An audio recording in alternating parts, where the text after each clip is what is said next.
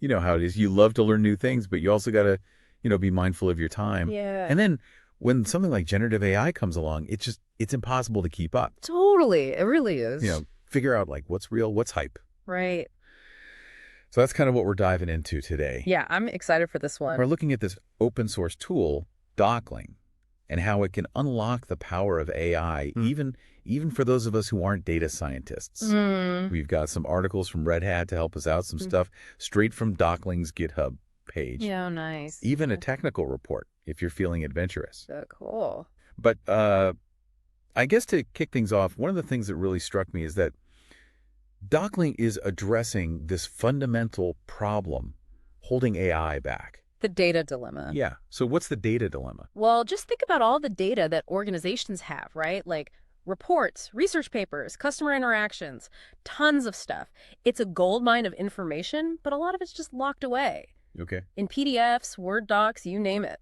So, like AI can't get to it. Generative AI models can't really use that data. It's got to be in the right format. So it's like having a cutting-edge 3D printer, but all your designs are still on paper. Exactly, yeah. And while simple OCR or text extraction might seem like the answer, it's not enough. Okay. Dockling takes a much smarter approach. It actually understands the structure of these documents, Okay. so it can recognize tables that span pages, columns of text, even the relationships between images and the text itself. So it's not just grabbing words, it's understanding what they all mean, how they relate to each other. Right? It's all about context. Okay. But how does Dockling compare to other tools out there that do kind of similar things? What makes this one stand out? That's a great question. What really sets Dockling apart is its ability to handle complex document structures accurately and efficiently. It's built on a lot of research from IBM, and it's been tested on so many real-world documents. So it's not just about being accurate, it's also about being really fast. So for example, you could have like a research paper with a table over multiple pages. Dockling can automatically recognize that table structure and extract the data in a format that AI can use. Doing that manually would take you forever. Okay, so Dockling steps in, makes everything a lot smoother. Yeah, it does a lot of the heavy lifting. So tell me more about this open source hero of ours. Well, Dockling was developed by IBM Research. It's really making waves in the AI world because it essentially acts as a translator. It takes those complex document formats, PDFs, Word docs, all those, and converts them into AI-friendly formats like Markdown or JSON. Okay, so Markdown and JSON, those are like the languages that AI understands. Yeah, you could think of it that way. Markdown is basically a simple way to format text, and JSON is a way to structure data so that a computer can easily make sense of it. Got it. So Dockling's making this whole process of preparing data for AI a lot simpler, which means I'm guessing it opens up a lot of possibilities for people who aren't, hardcore data scientists. Exactly. It's designed to be accessible. You don't need a PhD to use it. Plus, there's a really active community around the project, lots of documentation and support online. Okay. And since it's open source, you can just download and use it for free. Free, easy to use. What's the catch? Honestly, there isn't one really. That's the great thing about open source. It thrives on collaboration and transparency. The code is open for anyone to inspect, modify, and improve, Okay. which also means it's constantly evolving and getting better. So Dockling's like a community effort to make AI more accessible, more democratic. Exactly. It's all about democratizing AI. That's really cool. Can you give me an example of Dockling in action? Like, how is it actually being used? Yeah, absolutely. There's this platform called InstructLab where users can submit data sets to help train a community-built AI model, and they're actually using Dockling to handle all the documents that are submitted, which could be research papers, manuals, all sorts of things. Okay, so instead of everyone having to manually format and tag all that stuff, Yeah, it'd be a nightmare. Dockling steps in and does it automatically. So how does that actually work? Walk me through it. Okay, so let's say you have a bunch of scientific articles in PDF format that you want to contribute to this AI model. Okay. You could just upload those PDFs to InstructLab, and Dockling would automatically process those PDFs behind the scenes.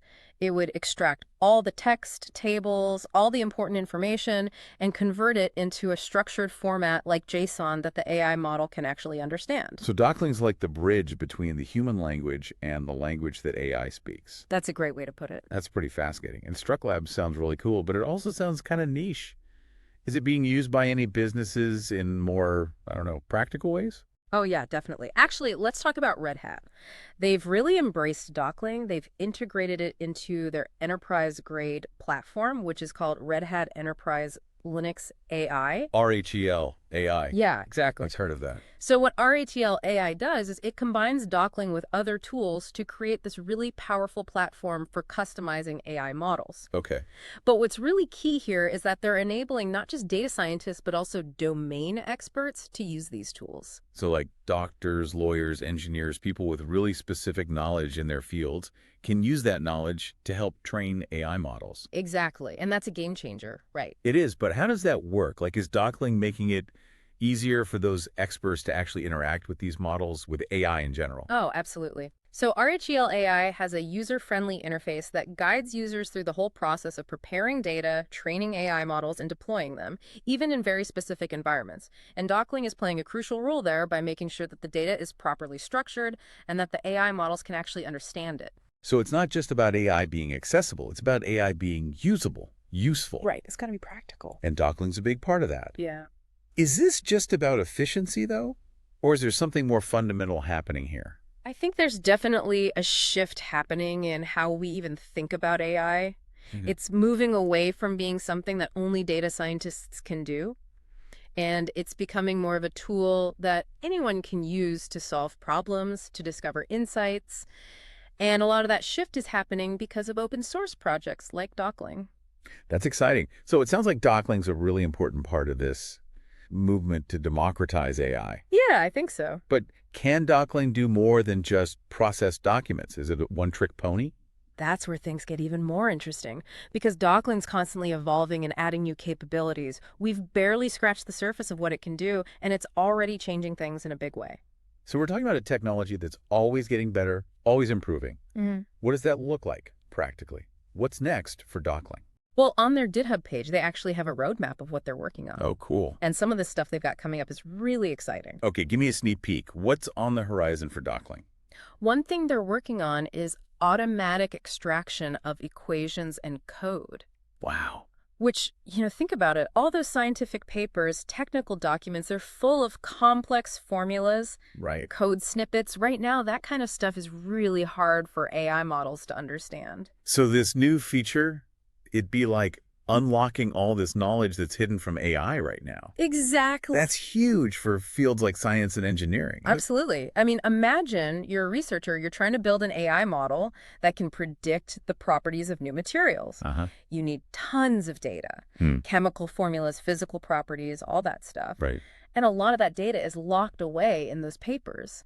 Dockling could pull that information out automatically, save researchers so much time and effort. That's wild. It's like it could speed up scientific discovery. Yeah, definitely. Help researchers see connections they might have missed otherwise. So equations, what else is in the works? Another big thing is they're planning to integrate Dockling with tools like LangChain, LangChain. which is it's a framework for building applications with large language models. Okay. So this integration, it would let developers really easily incorporate Dockling into their AI workflows. So LangChain builds applications using those big, powerful language models we hear so much about. Right. And Dockling can feed them the information they need. Exactly. It's Yeah. like a perfect partnership. Powerful combo.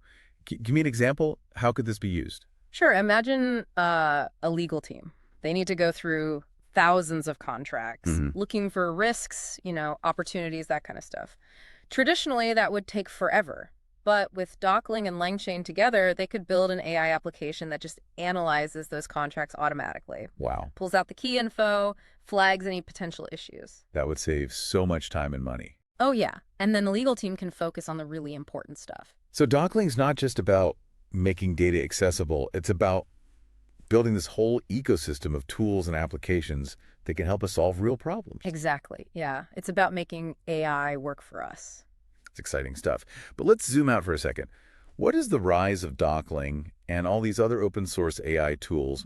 What does it tell us about where AI is headed? Well, I think it's a clear sign that AI is becoming more democratized. Okay. It's not this exclusive thing just for, big corporations and research labs anymore. Right.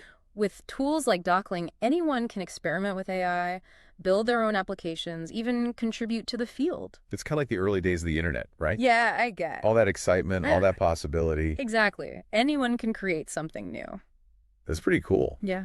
But are there any, like, downsides? So, I mean, these are powerful tools. Is there a risk that they could be misused? Well, there are definitely risks with any powerful technology. And AI is no different. We got to be responsible, ethical, and really think about the impact. But, the open source aspect, it actually helps to address some of those risks. How so? Because the code is open, anyone can see it, so it's easier to spot potential problems and fix them. It also promotes transparency and collaboration, which can help ensure AI is used for good.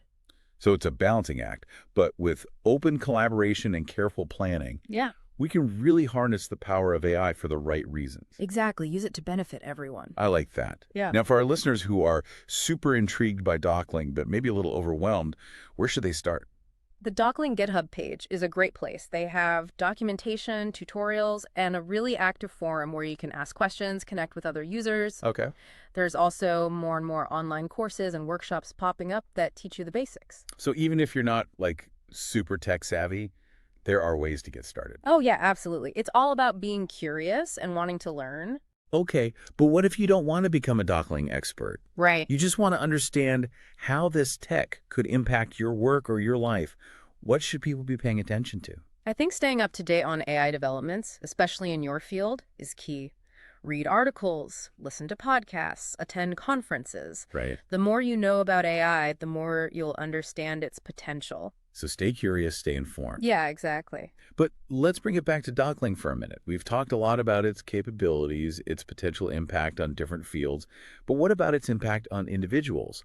How could Dockling empower people to do things they couldn't do before?